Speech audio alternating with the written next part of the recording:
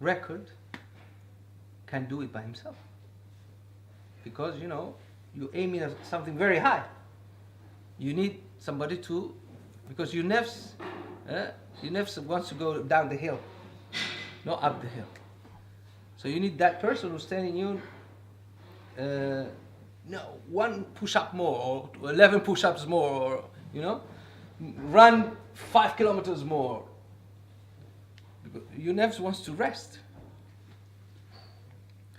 So in this path, what is the aim? The aim is the highest, who's Allah subhanahu wa ta'ala.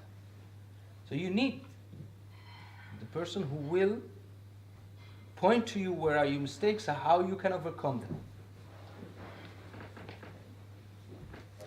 And he was looking for the best. So when he arrived where he was, Muin Islam, he told him, go down and make ghusl. So the man went down and he made ghusl.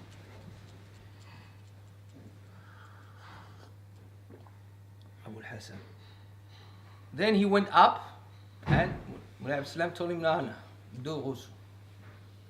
So he went down to do ghusl. He was thinking, probably this awliya of Allah, no, probably there was a part of my body that was not touched with water. If the part of your body is not touched with water, your ghusl is batil. So he went up after second time of doing ghusl. He tells him again the same thing. So he goes down, the same thing, and here Hassan is now saying, probably I made a mistake. But he did what he told him. He did the third time ghusl. And as he was doing the third time ghusl, he understood. He was not meaning the physical ghusl. He was meaning that cleanness that is needed in order to be in the way of Allah subhanahu wa ta'ala. That's why we do ghusl when we want to pray. And we do wudu when we want to pray. It's a ritual thing. Because really we're clean. But that ritual thing reminds us of the purity that has to be, the washing that has to take place in the heart in order to stand in front of Allah subhanahu wa ta'ala. Allah is pure and He only accepts pure.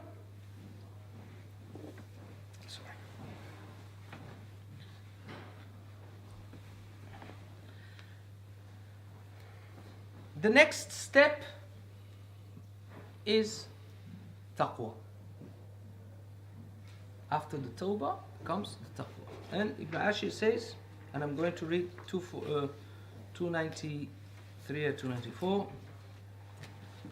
وحاصل التقوى اجتناب وامتثال في ظاهر وباطن بذا تنال فجاءت الأقسام حقا 4 وهي للسالك سبل المنفعة.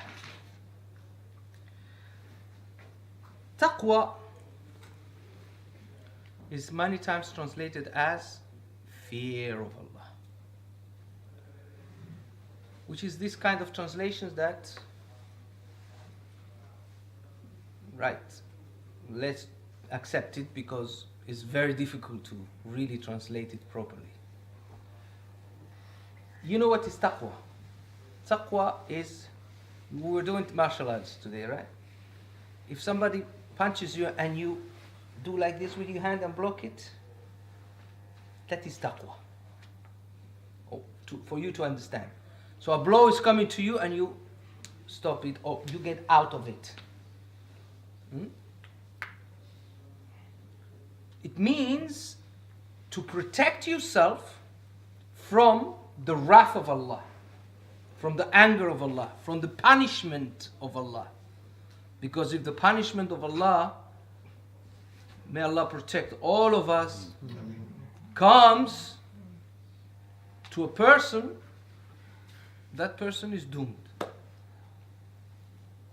So to protect ourselves from it, we have to have taqwa. And how does it happen? As it says, the author,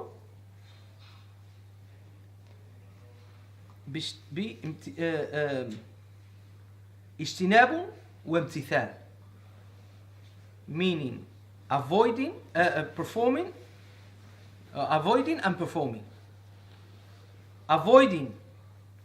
every haram and performing every obligation, every wajib or fard. And the wajib, the obligation and the haram, the forbidden and the obligation, in itself is divided into outward and inward. That's why he says في ظاهر وباطن, ظاهر وباطن, فجاءت الأقسام حقا أربعة. So it's 4: performing every outward obligation, performing every inward obligation, avoiding every outward forbiddance, and avoiding every inward forbiddance. So there are 4 things. So now, in order to be able to do that, a person needs to know what is obligatory and what is forbidden. Because if you don't know it, how are you going to do what is obligatory or avoid what is haram? There's no way. You need to have that knowledge. So knowledge is part of it. Knowledge of these elements are absolutely necessary to undertake this path. And this path, so far, is fardu ayn for every person. Because I'm not talking to some special path for an elite athlete, although I was taking that example. There are elements of this science which are obligatory for everybody. The basics of it are obligatory for everybody.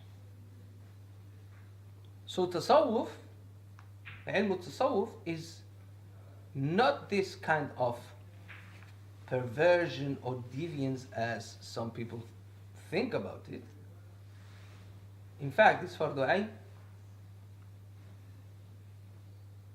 So now you can imagine how far Muslims are. But the truth is that if you explain this to any person, any Muslim, any educated Muslim, will tell you yes, of course. So if the problem is the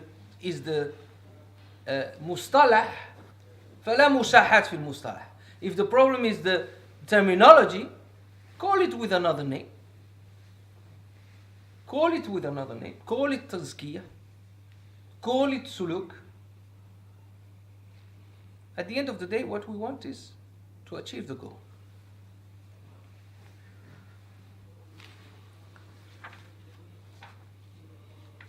As for the obligatory of taqwa, many hadiths, ayats of the Quran and hadith, I'll just mention some. Inna akramakum indallahi atqakum. The noblest among you in Allah's sight is the one who has more taqwa. Ya ayyuhalladhina amanu taqullaha haqqa tuqatih. O you who believe, have taqwa of Allah with the taqwa due to Him. And words of the Prophet ﷺ, as a sahih hadith in the Sunan Tirmidhi declared sahih by Al-Hakim, the first thing that will make a person enter Jannah is taqwa of Allah and good character. And there is a lot of benefits which I'm not going to read now because it can be a bit long, but there's a famous Andalusian Mufassir, Ibn Juzay, who speaks about the 15 benefits of taqwa. Inshallah, in another occasion I would read this to you, just because of time constriction. Do you know exactly what time I have to finish this session? 20 minutes.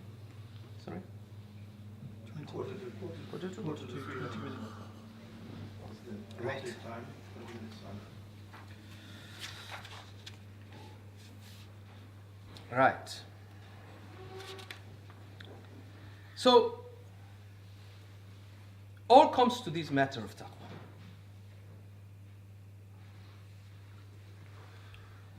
And we have to have the knowledge of it. So Ibn Ashir says in his verse 295,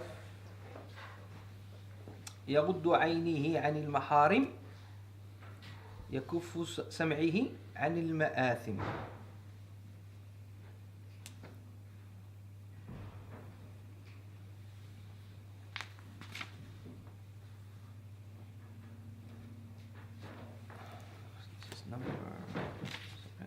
Or is this has halal or is not halal? Then the correct thing is to leave it. Then he says يحفظ فرجه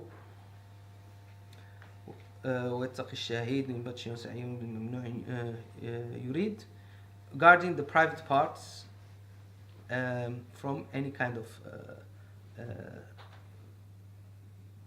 sexual deviated behavior. I don't need to ask you, this is well known. And then he speaks about not allowing his hands to reach to what is haram, to go to touch to what is haram, or his feet to take him to a place where some haram is happening. So by this, the person protects his 7 limbs from incurring into what is haram. And then he says,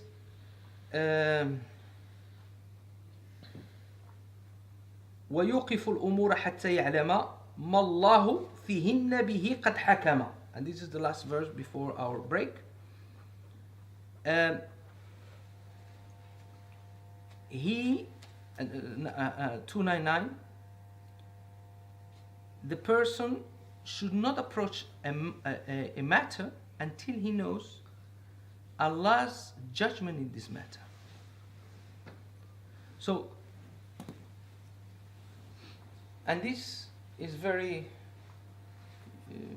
religious people normally they like to ask about, oh, is this halal, is this haram, can we eat this, how, if this substance falls in my clothes, can I pray or not pray, right? But sometimes what has to do with money is never asked. If money comes, you don't ask whether it was from halal or haram, put it in the pocket. No, it has to be everything. The money that you earn, the house in which we live, the car that we drive, the clothes that we wear, not only the drop of whatever doubtful thing fall on my clothes. No, not only that. How have you acquired that? Where do you live? Is that house acquired in a decent way or not? The car that you drive, all that has to be, you have, before undertaking the action of acquiring that thing, of getting to that transaction, you have to know whether it's halal or haram. Obviously, don't do what is haram and do what is halal.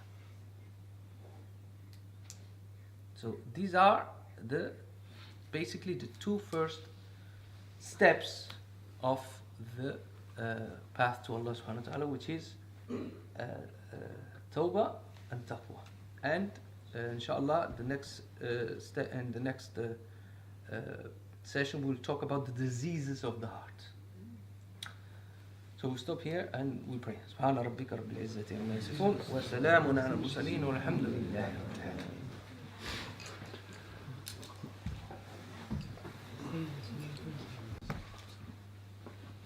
أعوذ بالله من الشيطان الرجيم للذين أحسنوا الحسنى وزيادة ولا يرهق وجوههم قتر ولا ذلة أولئك أصحاب الجنة هم فيها خالدون آمنت بالله صدق الله مولانا العظيم. بسم الله الرحمن الرحيم والصلاة والسلام على خير المرسلين ولا حول ولا قوة إلا بالله العلي العظيم. اللهم علمنا ما ينفعنا وانفعنا بما علمتنا وزدنا علما إنك أنت العليم الحكيم. As we said at the end of the previous session, now we're going to talk about the diseases of the heart, which is the part that the ulama of this science call, remember about these two words that we said at the beginning, takhliya and tahliya. So takhliya is this part of removing the illnesses of the heart or diseases of the heart, and then acquiring the virtues is the tahliya. So here, the removal of the illnesses of the heart. We spoke about the haram, the outward haram, and the limbs that commit this outward haram, and how the limbs have to be protected. But there's the inward haram, which has to be also, which is also forbidden.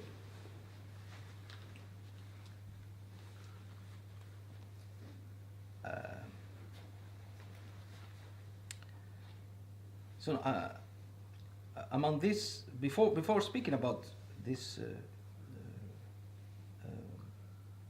inward diseases or diseases of the heart, to understand the importance of it, I just want to mention two ayats from the Quran where Allah subhanahu wa ta'ala says, يَوْمَ لَا يَنْفَعُ مَالٌ وَلَا بَنُونَ إِلَّا مَنْ أَتَى اللَّهَ بِقَلْبٍ سَلِيمٍ. Speaking Allah subhanahu wa ta'ala about the hereafter, and He says it will be a day where neither wealth nor children will be of any benefit, except to come to Allah, or those who come to Allah with a pure heart. So this is why it's important.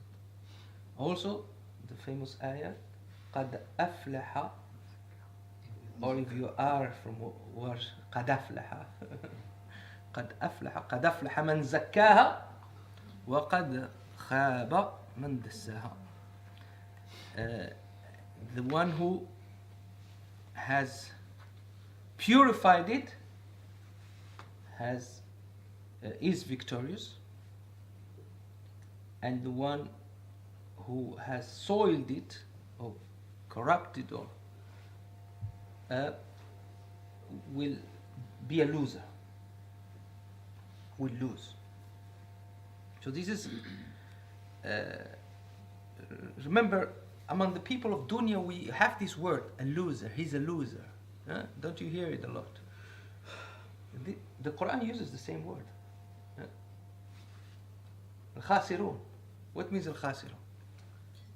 Losers. There are people who are losers, and there are people who are winners. In the realm of dunya,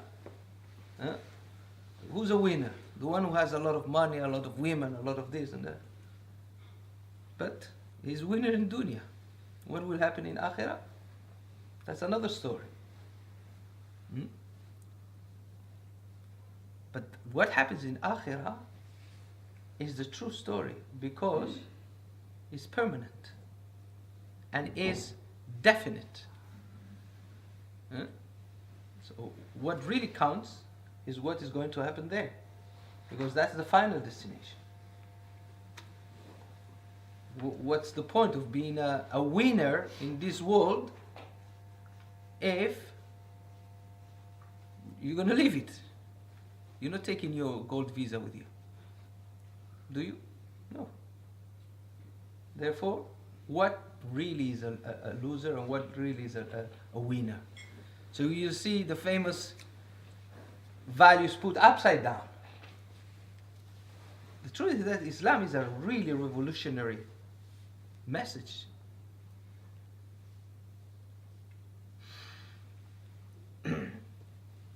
Ibn Ashur says, يطهر القلب من الرياء وحسد عجب وكل داء.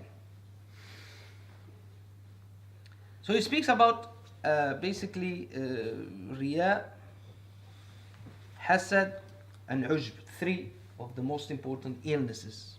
But they are not the only ones. So riya is showing off, which is to seek position in the hearts of people by showing good characteristics. Its signs are laziness and few actions when alone, and lots of activity around when people are around. You show this piousness when people are around, and when you're around, this is its sign. And this riya is called ash-shirk al-asghar. Because really, the person who does these acts of piety is not worshipping Allah subhanahu wa ta'ala, he's worshipping his ego. He has his ego in little altar, and he's doing the rak'ahs apparently to Allah subhanahu wa ta'ala, but really he's doing the altar to his ego. That's why. May Allah protect us from that.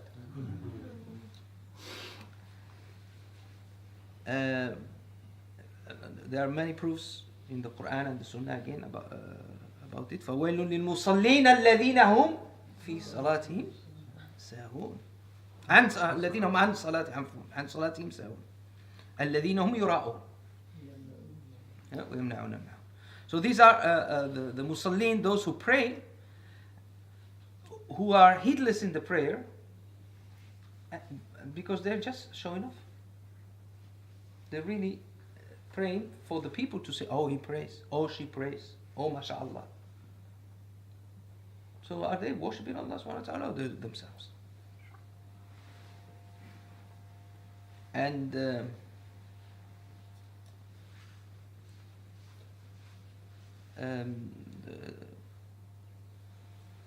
Prophet ﷺ said in a hadith Qudsi that Allah subhanahu wa ta'ala said, whoever does an action for me in which he associates in it other than me, the action is all for him and I'm free from it, and I'm the most independent of those independent of partners.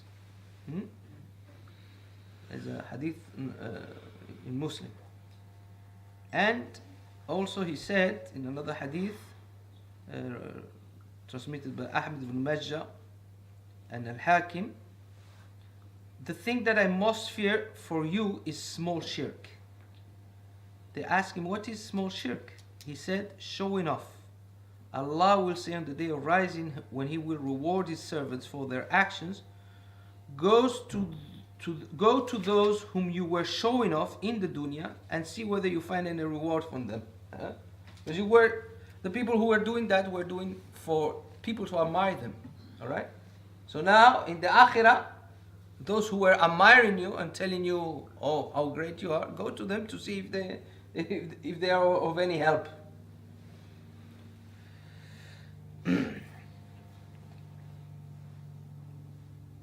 And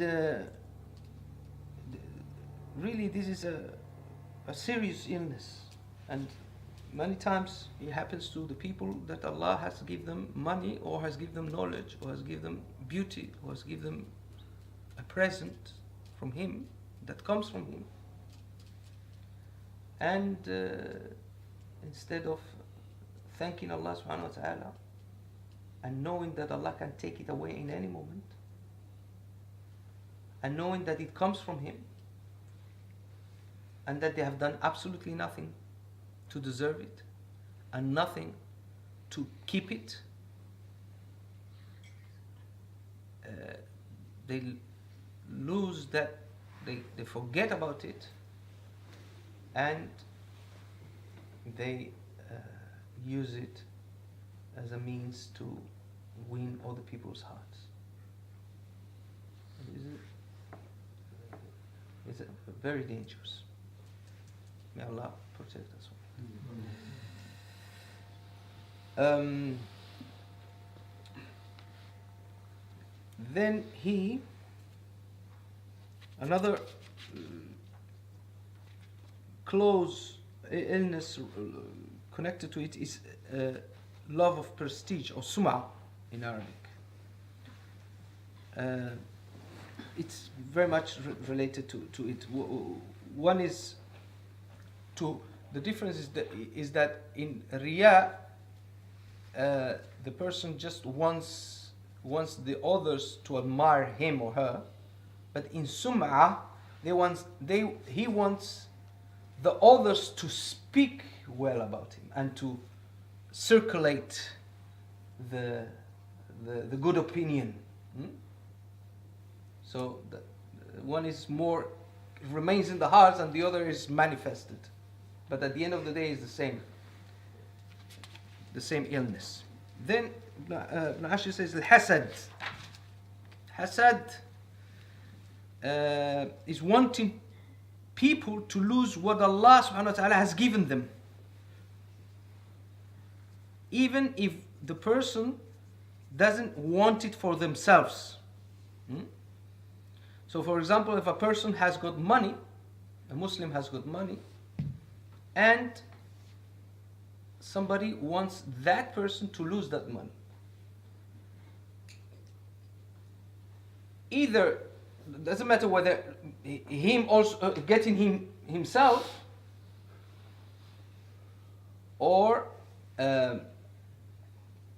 without getting it. For example, if a person wants to have the same money that another has, but he doesn't want the other to lose it, that's not hasad. Okay? Because the hasad is when you want that your brother or sister to want him or her to lose what Allah has given him, whether it's beauty, knowledge, money, or whatever. If you just want to have the same, that's not hasad. That is called ghibta, which is, I don't know in English whether there is a good a translation for it. Good envy. Good envy. Good envy.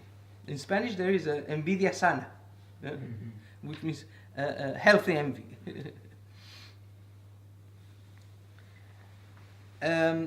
Obviously, if it is a person who's a transgressor, or a person who is an enemy of Allah and His Messenger, then if you want him to lose that money or that beauty that that person uses to pervert people, or knowledge, then there is not a problem. It's good. But if not, then it will be envy. And there are obviously many proofs from the book of Allah and His Messenger. أم تحسدون الناس على ما آتاهم الله من فضله. Do you envy other people for the gift, for the fact of the gifts that Allah has given them, or for what Allah has given them? And His Messenger ﷺ said, beware of envy, because envy consumes good actions as fire consumes wood. Because the person who's envious really, envy is, he doesn't get anything from that envy, because it's haram. So he is only getting them sins or bad accounts, bad points. And the person who's envied is being benefited for that envy. He gets reward for being envied. So it's like a fire that consumes the person's good actions. It's a terrible thing. And it's a dangerous thing. We have to be very careful because envy is a disease that does a lot of damage.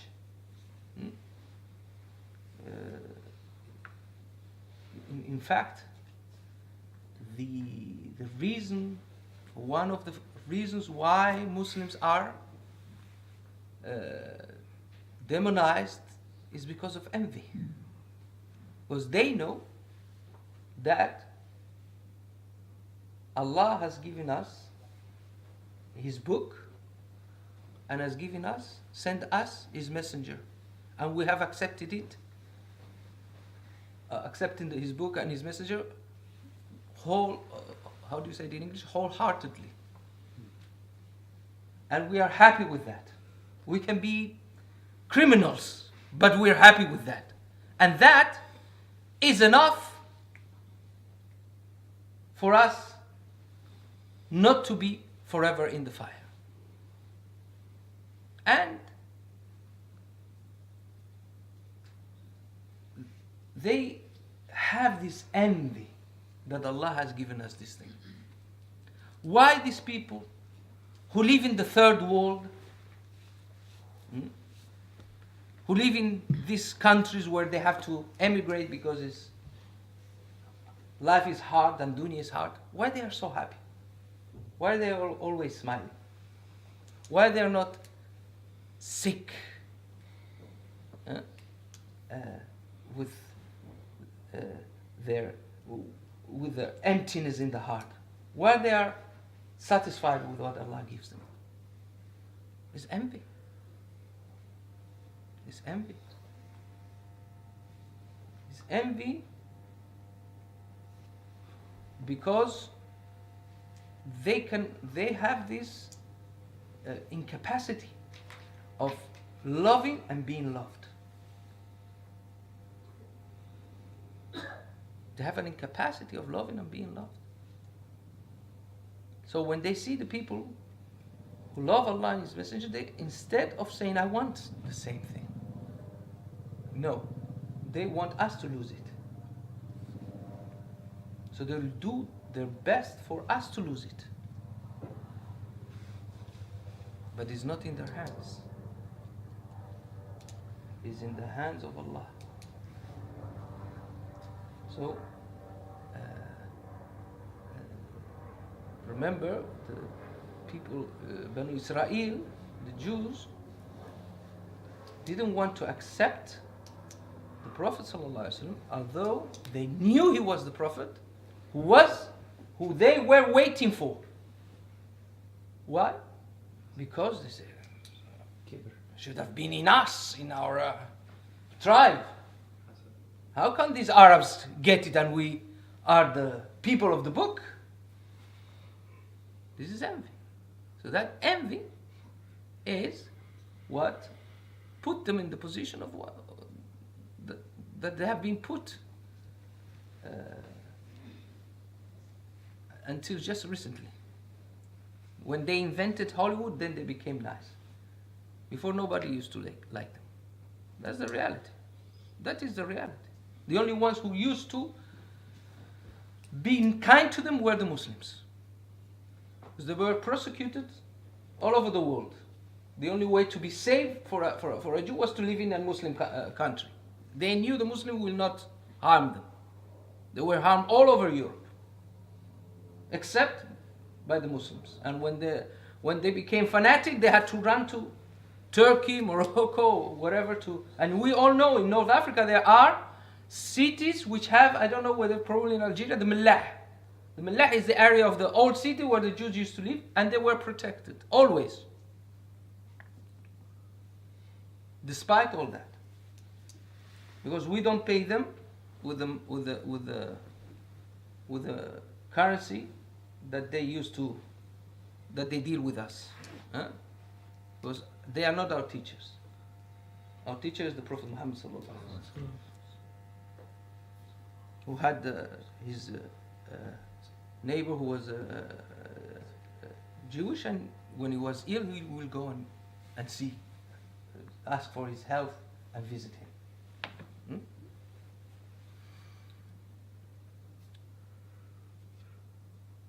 So this is the reality of envy, and envy is what took Shaitan out of the presence of Allah subhanahu wa ta'ala. Because he says, yeah, you created me of from fire, and you just created him of mud. I'm better than him. No.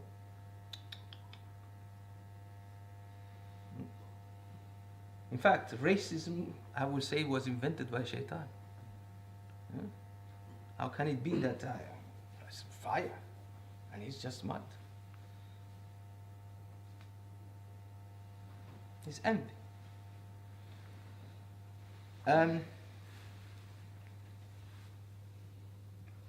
Then he speaks about ujb. Ujb, conceit, which is the glorification of one's good actions while forgetting they are a gift from Allah. Conceit, ujb, is when a person thinks, I'm great. He, for example, he prays before Fajr and he thinks, I'm a wali of Allah. Or he fasts Monday or Wednesday. I deserve the garden. Or he sees himself as the source of his actions. Well, was these good actions are gifts from Allah subhanahu wa ta'ala to that person.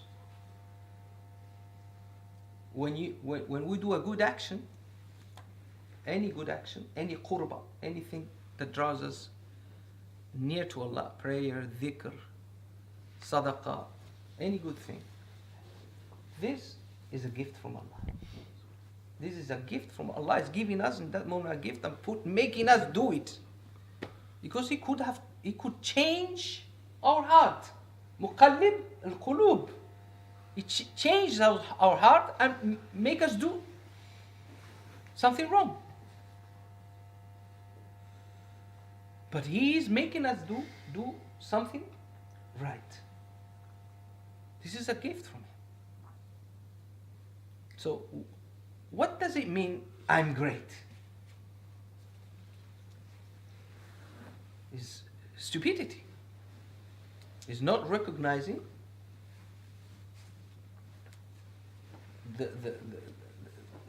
that you are being honored by Allah subhanahu wa ta'ala. So my duty will be to thank Allah subhanahu wa ta'ala for that gift, because I haven't done anything to deserve it. I was not even created. So what have I done to deserve any of that?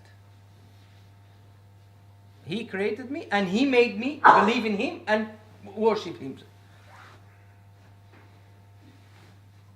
What else? Look how many people are around, not believing in Him, not worshipping Him. How many people Allah will fill Jahannam, لَأَمْلَأَنَّ جَهَنَّمَ. I will fill the Jahannam with people. And Allah has chosen us. So which room is there for any kind of self-admiration? And there are a lot of illnesses of the heart that I will just mention quickly. Some of them, like arrogance, kibr, which is a glorification of oneself, but at the same time despising others. Because ujb is just, I'm great. But kibr is, I'm great, and the other are rubbish. That's the difference. Huh? Arrogance, yeah. Others like rancor, hatred, rebelliousness, anger for the sake of other than Allah, greed, denying the truth out of arrogance, involvement in that which does not concern one, avidity, fear of poverty, displeasure with the fate, insolence, praising the rich for their wealth, despising the poor for the poverty, pride, presumptuousness. These all have the Arabic names. Competing for dunya, boasting, self-embellishment for the sake of creatures, flattery, love of praise for what one does not do, ingratitude, fanaticism, etc., etc. And Ibn Ashir says in verse 301, وَاعْلَمْ بِأَنَّ أَصْلَ ذِي الْآفَاتِ حُبُّ الرِّيَاسَةِ وَطَرْحُ الْآتِ. Meaning that the